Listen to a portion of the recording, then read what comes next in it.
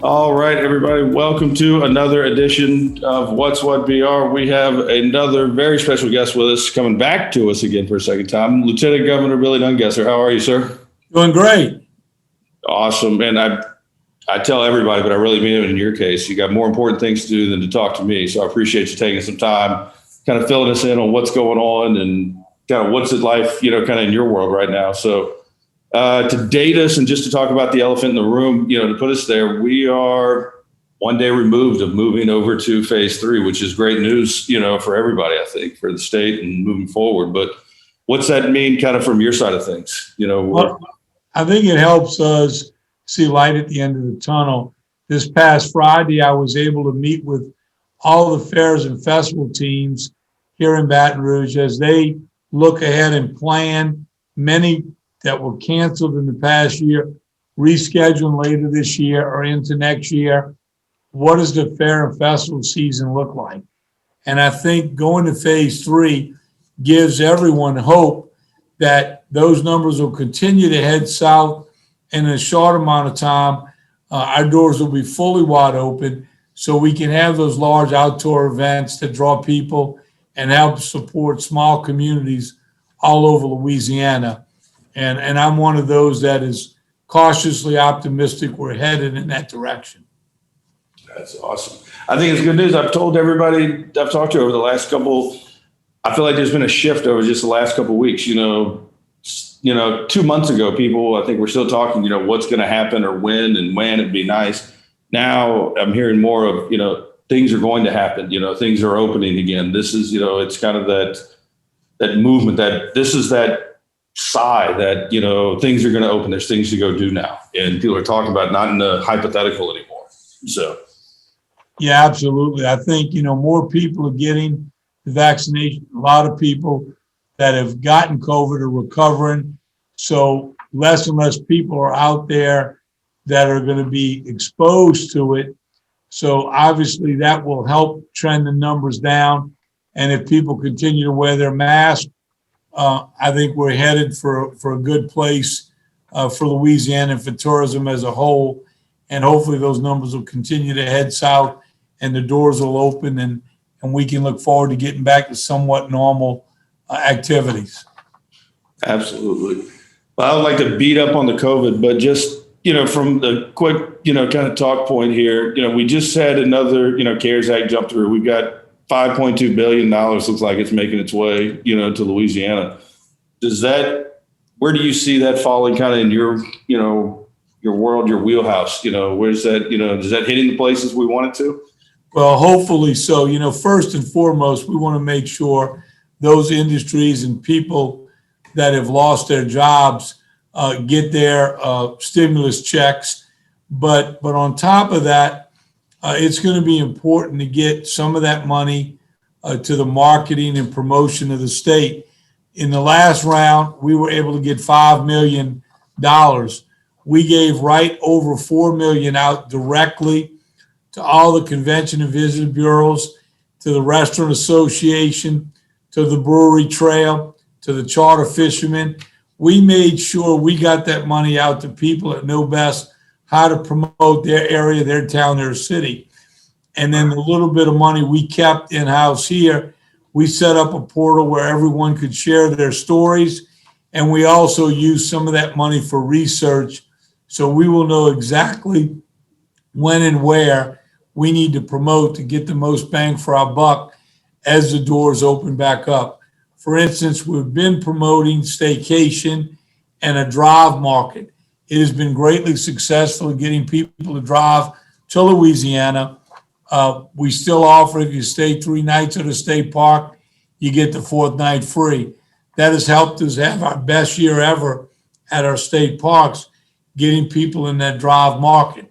We know people are not traveling by plane yet, so we're not going to waste money in that market, nor are we ready to open our doors to the international market. So we've got to watch those markets closely and be ready to market there when the timing is right. Yeah, you talked, one thing we touched last time, we talked a little bit, with the state parks, there's been incredible improvements, that you guys have been pushing, through. And I think it's a shame that people don't know all of this, that, we have state parks that are vacation destinations amongst themselves that you can get to, that people from all over the world want to come to, but we just won't get in the car and drive 45 minutes to go see it. So. Absolutely. Last year, we put new sand on all the beaches at the parks. We just opened 12 miles of new mountain bike trails at Bogue Chittor. You can go horseback riding at Bogue Chittor. We have canoeing, tubing. We're in the process of advertising for more private-public partners. But we're also looking to start doing more now that we're getting to open up a little bit and get out, more special events. We, in the past, have had Man Enough to Be a Girl Scout, where we went out and teach the girls how to fish. We've had Derek Hoffman, a professional bass fisherman, host some clinics with kids around the parks, teaching them how to fish. So we want to do more of those things to get people to take their children out to the state parks and enjoy all the great things that we have to do there. We now have glamping, where if you don't want to invest in all this camping equipment, all you need is your sleeping bag or sheets, but you can go out. We've got a tent on a wooden platform, queen size bed that you can rent at many of the state parks. It's been so successful, we're adding new sites as we speak. And if you're venturous, you can take a canoe out to an island and glamp on an island, or you can go 3 miles through a trail to a campsite in the woods. Or if you're like me, I want to pull up right next to my glamping site, get out my car and step right in the tent. But that's just a new way to get out and enjoy our state parks by glamping. Or you can rent a cabin. And we're working hard to get direct sewage to all of our sites, something we never had before. So if you've got a camper, you don't have to carry it in your camper to a site to dump it. You've got direct sewage right at those sites. We've got new bathrooms at many of the sites. The water pads for children are working. And we're looking forward to adding new things all year to make the visit that much more enjoyable. It's funny, at first, when you were talking about, the sites you don't have to have all the gear, I was talking with somebody the other day, and it's almost, pardon the, analogy, but, going to the gym. People say they don't want to go to the gym, and then they finally join the gym. It's like, well, why aren't you going to the gym? It's like, well, I got to go get a water bottle. I got to go get a bag. I got to go do this, and I got to go. It's like, no, you just got to go. Now, it's, if you're just going to go camp a couple times a year, you don't have to go buy all the gear.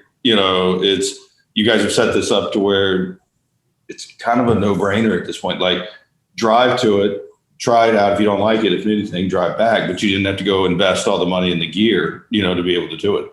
And so, yeah, we're seeing that widely being used by first-time campers, and I think that'll help a lot of people that enjoy it really make that part of their travel now, that they'll start camping around and taking advantage of all the state parks.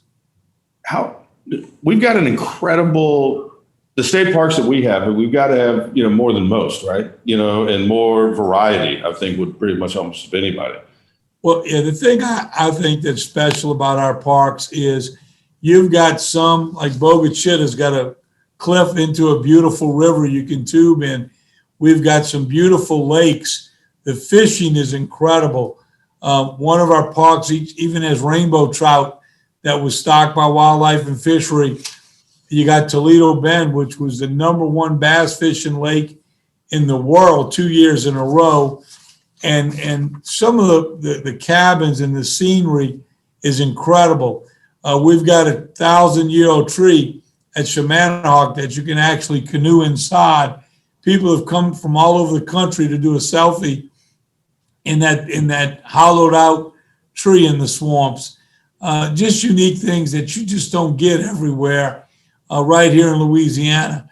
So, and it's family friendly and safe. And that's what we pride ourselves, that these parks are a safe place for your kids to go and really enjoy themselves. And I think that's important for, I write a column every month. And if I look back over the times, it seems like I get into this running theme of I'm a tech guy through and through. We're using technology to talk, to each other, and I love it. And my house is automated, and but there's something to be said for just going outside and sweating. I grew up in the age where my mother, it's summertime. She told me, go outside, come back when the street lights come on, and if you're thirsty, there's a spigot on the side of the house. And I think some of the kids miss this. I'm not the screen time Nazi guy. My kids can do what they want on, the iPad. I don't restrict that, but there's certain things and certain skills and I think confidence people build to where you can take your kids out and show them, let's build a fire or let's go, let me teach you how to tie. It frustrated me when my boys were young. They didn't want to touch the worm, and put it on the hook. And I'm like, no, we're not doing this. And then I pulled my daughter into it and I'm like, you're going to learn too. There's nothing wrong with it. It builds some of that family, the memories. I can remember the squeal that she made when she touched the worm. And then now I can see where she grabs the towel and takes the fish off the hook for the boys. You miss that if you're just staring at a screen all day. Absolutely. The parks give people a chance to get outdoors.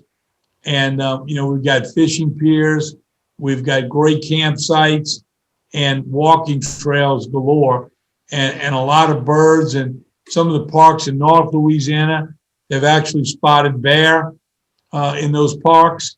So it's getting out in nature, enjoying it, getting off the computer.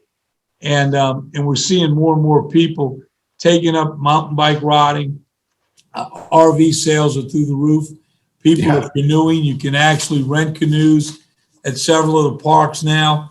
So you don't have to invest a lot. If you go out to the parks, we have these activities you can do there. And then if you really enjoy them, then you can invest in your own equipment to do it more often. Yeah, I tell, and just before we jump, so I had a couple of things I wanted to talk with you about, but just to beat that and drive that home, hopefully for people to understand.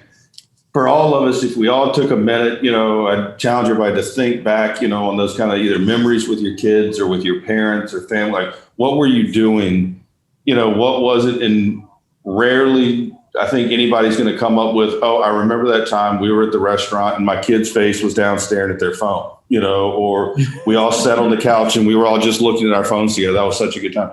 It's our culture here in South Louisiana. It's our culture to do things, to go experience. It's to get the funnel cake at the fair. It's to wait in line. It's like to jump in the mud puddle, and just to get covered in, mud, and to go, ride four-wheelers through the parks and, do those things. Those are the things that I grew up in. Those are the memories. It never comes. I don't have them where it's the, we watched this show, on TV and it was great. Not that I'm knocking that stuff, but it's people. And I bring that up before we move to kind of challenge everybody to take advantage. Like you said, you've got a 3-night, get the 4th night free, but if you want those memories, you have to actually make those and stop making excuses.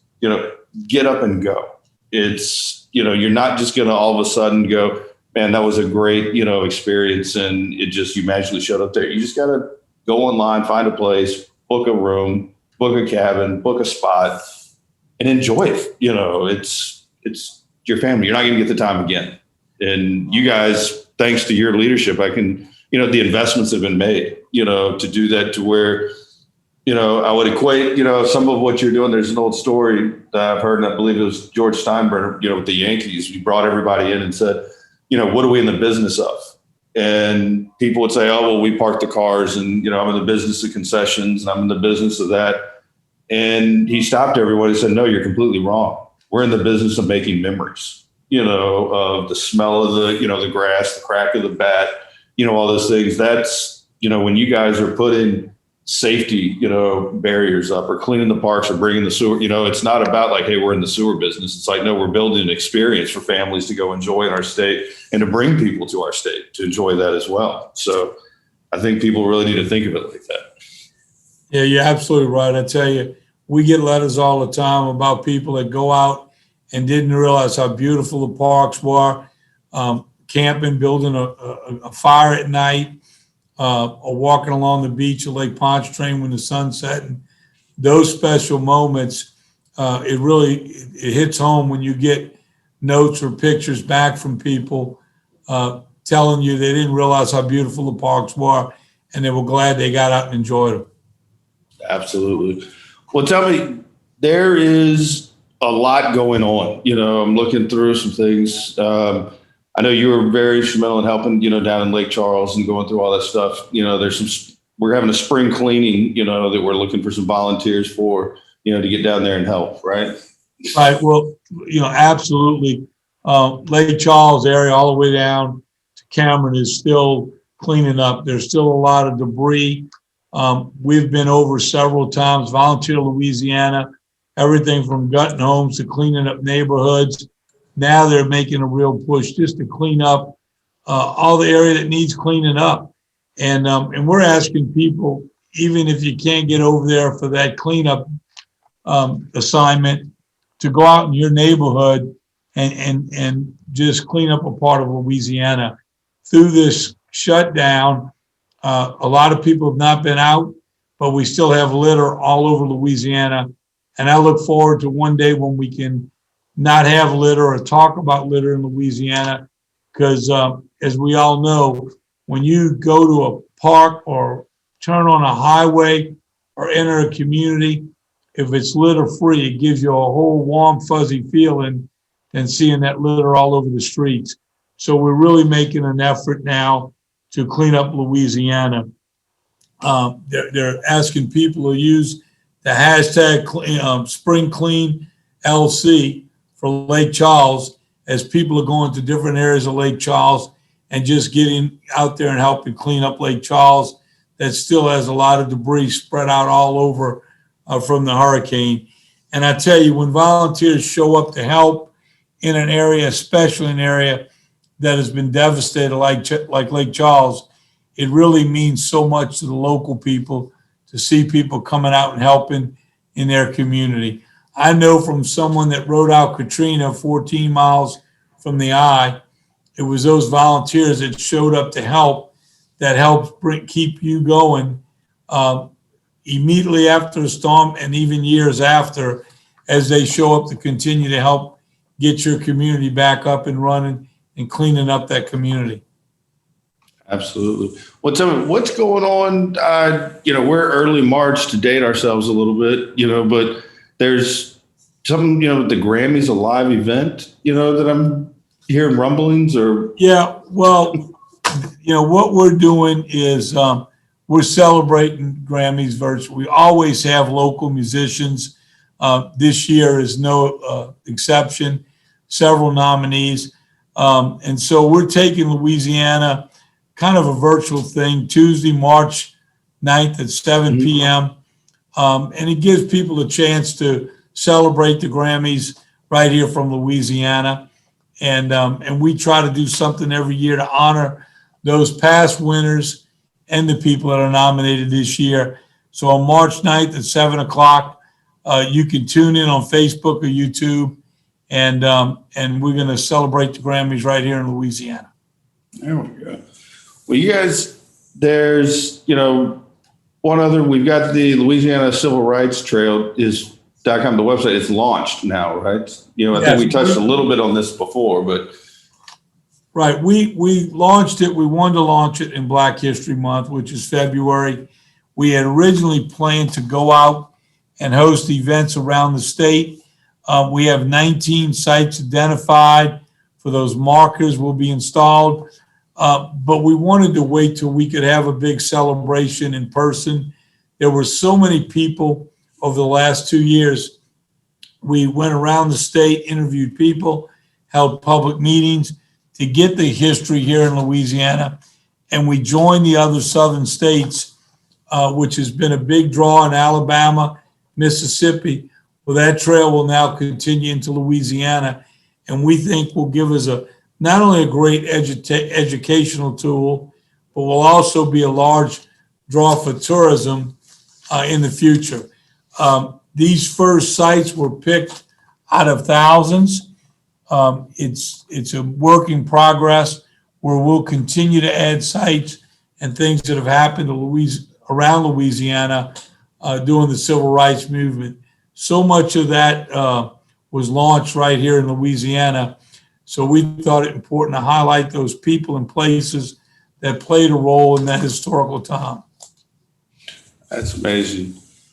Well, tell me, we've got what we didn't think, we're very close to the 1 year anniversary of kind of us all getting, kind of locked, down, as we say, but we've got some national events though that are coming, that we are going to be, seeing here, that we've got some things from, boxing championships to, Bayou Class, this is you guys work. This is the efforts, what's happening. These things don't just happen by themselves. Well, we thought it was important to bring back events as soon as possible, even in a limited manner.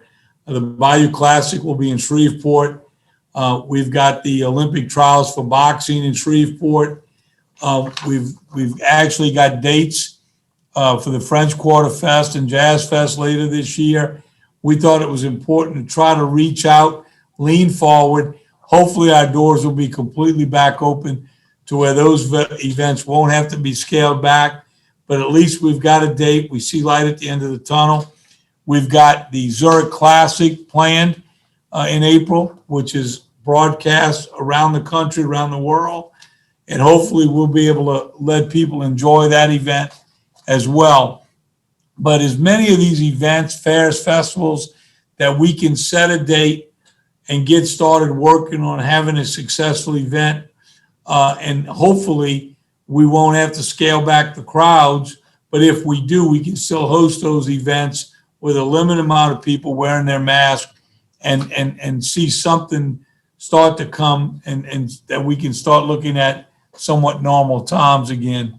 So people have been working very hard on what events can be held, how far do we reach out and plan them to make sure when the doors are open, we've got some things already in the works that we can get back to normal as soon as possible.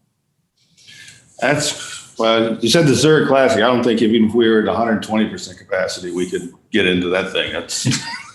That's a good shot on that one either way, but it's good to see that we've got it, coming.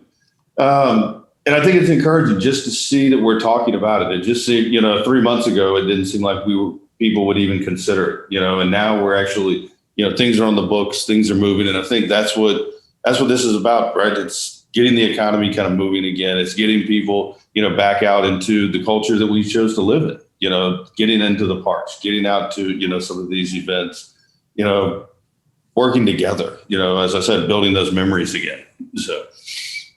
Absolutely. It's one thing to get the doors back open, but we've been leaning forward to make sure as those doors are back open, we're filling that calendar as soon as possible. Louisiana Lanyap, we've offered free Louisiana seafood and a local band and musician to any group that moves their event. They're looking to reschedule, might have been canceled last year, and we're looking to book those events. So as we're able to host these events, we're filling the calendar as quickly as possible all over Louisiana. So we're not crawling back into those record-breaking tourism numbers. We bounce back as quickly as possible. That is going to be so important that we do that, knowing that getting these businesses back open is one thing, but we've got to make sure they're making money as soon as possible because they can only hold on half full for so long. So that's why it's so important that we fill that calendar as soon as possible with as many events and in many areas of the state as we can, so those businesses are back profitable and not just opened up. Yeah, you mentioned, sitting at half capacity. I don't know. I know I'm not in the restaurant business, but I know these venues and these bars, their model's not based on, 100% capacity. It's based on turnover. And so if you're at a 50% capacity, you got to turn over, 4 times as much to get back to where you were. And so, it's hard for these guys. And I think but what makes it easier, brings it is when it's the domino effect. I think it's kind of the way that we fell, one thing closed, the next thing closed, the next thing closed. And so we're doing it in reverse now where one, event, opens up, which everybody right around that event, they get a little bit more, then they've got a little bit more to spread, and then somebody else, and it goes to the next event. And so, I think we can do this as a state, as a culture. I think it's if we do it right, the right way. I think somebody, you wear your mask, you social distance. And then I heard somebody say it the other day, from Louisiana, just wash your hands like you got to take a contact out like FDA crawfish. If everybody would do that, we'd have no problem. So that's a great way of putting it. So, but look, I think this is amazing. I did want to follow up because we did talk before, because I've got a vested interest personally. What we talked about the pier, that's going out, that longest pier last time we talked. That's going out. I think was it in Grand Isle or like out in Venice? I can't remember where it was. Like 400 feet. Is that in Grand Isle? Grand Isle. Okay. That's one of our projects that we were able to get with some of the BP money to extend that pier, light it, so you'll actually be able to catch fish off the end of it. Over time, that pier, it's gotten so shallow, you're not really fishing at the end of that pier. Now it'll be in deeper water where you should be able to catch fish, and it'll be lit, so we'll be able to do night fishing. It'll really be a nice place for people that don't have a boat to fish right there in the Gulf of Mexico from Grand Isle State Park. That's what I heard, and that's coming. It's still underway, so we didn't lose any movement there really. No, it's still working. We've gone out to bid. Construction's underway, and hopefully later this year we'll be cutting the ribbon on that new fishing pier.